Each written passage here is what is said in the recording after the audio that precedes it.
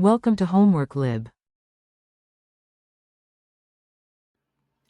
Hi, so in this case we are going to have the reaction of cyclohexane with a catalytic amount of acid. Normally in this type of lamps you use phosphoric acid as a catalyst and we add heat, right? And our product, it is going to be our corresponding cyclohexane. Sorry, cyclohexene. Okay. So the theoretical yield, in order to know it, we're going to start with 1.65 milliliters of cyclohexanol. I'm going to label it as alcohol directly. And now what I'm going to do is take advantage of the density of cyclohexanol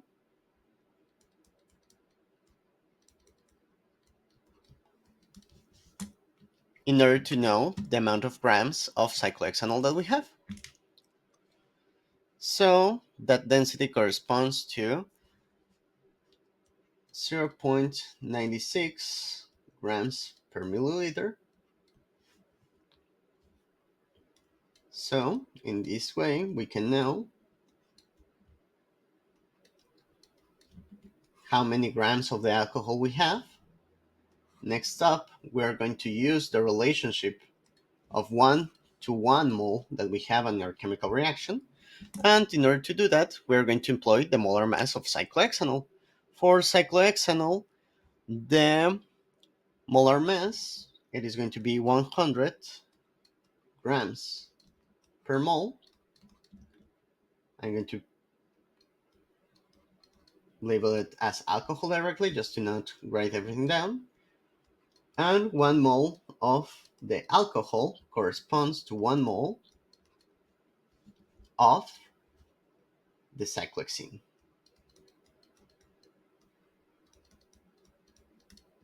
Okay. So now in order to know the theoretical yield, that would be the maximum amount of cyclohexene that would be produced. So 1 mole of cyclohexene, let's put it an abbreviation as a double bond. Here, careful when you write it down, it is preferred for you to write like the whole word just for your benefit. And for cyclohexene, the molar mass, it is going to be 82 grams per mole. Okay, 82 grams of the double bond compound. Okay. After doing this operation, we get an amount in grams of cyclohexene of 1.299 grams, which is approximately 1.3 grams of cyclohexene. Okay. So in your lab, your result should be lower than this value.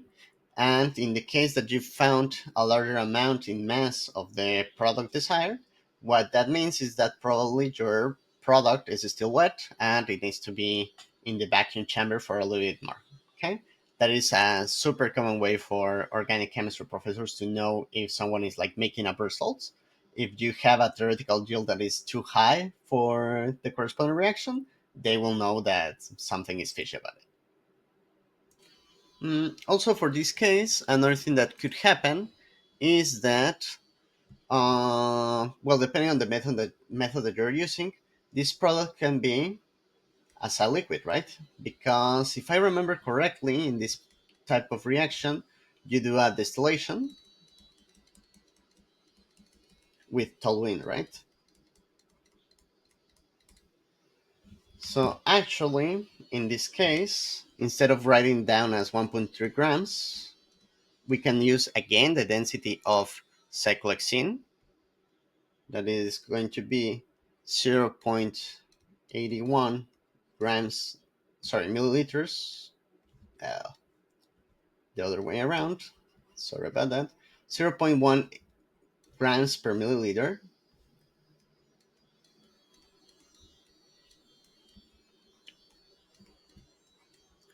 And this gives us a result of 1.6 milliliters of cyclohexene.